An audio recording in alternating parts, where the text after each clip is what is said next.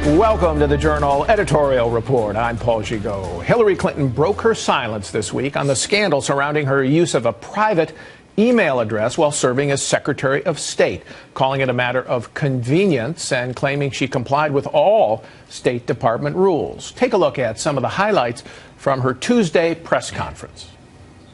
When I got to work as Secretary of State, I opted for convenience to use my personal email account, which was allowed by the State Department, because I thought it would be easier to carry just one device for my work and for my personal emails instead of two. We went through a thorough process to identify all of my work-related emails and deliver them to the State Department. At the end, I chose not to keep my private personal emails about planning Chelsea's wedding or my mother's funeral arrangements. I did not email any classified material to anyone on my email. There is no classified material. Here with reaction, Wall Street Journal columnist and deputy editor Dan Henninger, Foreign Affairs columnist Bret Stephens, and Washington columnist Kim Strassel. So, Kim, some of the pundits down there in Washington, the environment you kind of work in, say that this press conference put the issue behind Secretary Clinton. You agree with that?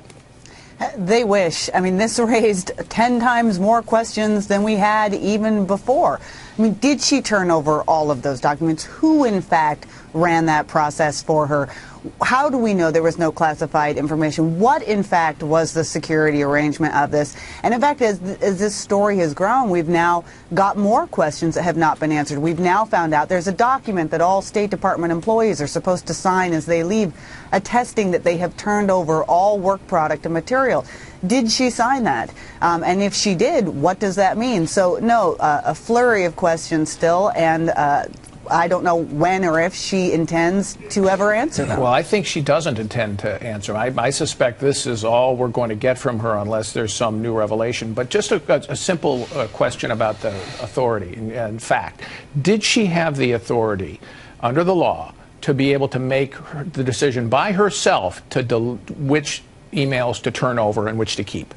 That question is central. She's making the argument that, well, that everybody gets to make this choice. It's when all they're in up the to the federal individual, government. no matter how low or how high you go up the ladder. But this is classic Clinton, Paul. The records law is very clear about what you should do. And she crafted a system that was entirely outside the realm of anything that had ever happened before. And she's now having to revert to making legalistic arguments about whether or not she technically followed the rules. There's no question she violated the spirit, absolutely, if not the law itself. Okay. She also said she was emailing Bill all the time, you know, her husband. And then it turns out Bill, as the Wall Street Journal reported, doesn't do email, sent out 2 in his life and not to his wife.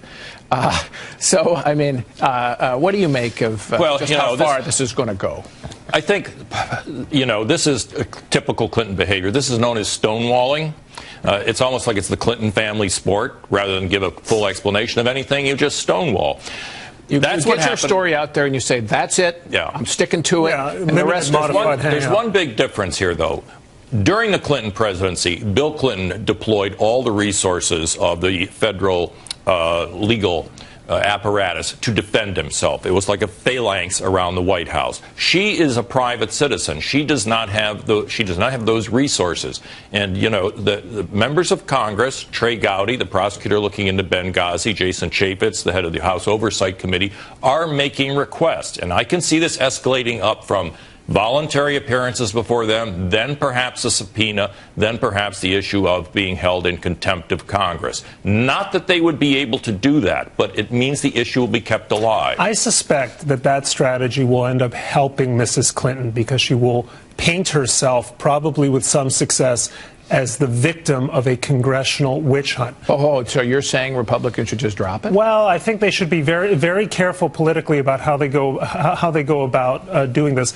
I think, quite frankly, what this scandal reminds all Democrats is that immortal column by the late Bill Safire that Mrs. Clinton, in his words, is a congenital liar. And I think that this is being felt very powerfully, not simply among Republicans who have always felt this, or conservatives who have always suspected this of Mrs. Clinton, but among the very Democrats who decided in 2008 that they desperately needed a different alternative. They desperately needed a different narrative from the Clinton narrative of lie, stonewall, deceive, and obstruct. So, but how are you going to get to the bottom of it if the Republicans don't use the subpoena power to try to get the server? Hold on just a second, because the press corps can ask questions, but if she doesn't have a press conference, they can't ask the questions because she's not making herself available. But legally, it's going to be very difficult for them to subpoena the actual server that she was, it's private property. So just drop the whole thing and let the press corps go at it, or let it simmer and Democrats kind of figure, okay, you know, maybe we should have somebody run against her. But they've already concluded that there's nobody out there to do it. I'm not sure that's true. They've concluded that there's no one out there to run simply because she seemed unstoppable. It's very clear that this is the first shoe of many Clinton shoes to drop, and this is a candidate who has as many shoes as Imelda Marcos did in the scandal department. So I think this is going to cause some real misgivings among Democrats, but also whet the appetites of some people who had taken themselves out of the race prematurely. Kim, are there any Democrats? I mean, who's going to run against her who's actually serious and would have enough to have a chance to beat her? Joe Biden doesn't sound like he'd have the following. To me, the only one I can think of is Elizabeth Warren, the Massachusetts senator. Yeah, and what was notable about this is as soon as this Hillary Clinton scandal broke, and it followed right, of course, on this Clinton Foundation revelations as well, a lot of progressives do not like her, Paul, and Elizabeth Warren is their horse. They really want her in this race, and they have jumped all over this. They have been as critical, if not more critical, of Hillary Clinton over these escapades than even those on the right, and they are using it to try to leverage Elizabeth Warren into the race. They'd like to see her damaged in this because they hope it will make that open. Yeah, but there's nobody else out there to do it except for Warren. If she doesn't run, she's got the nomination all but locked up, I think.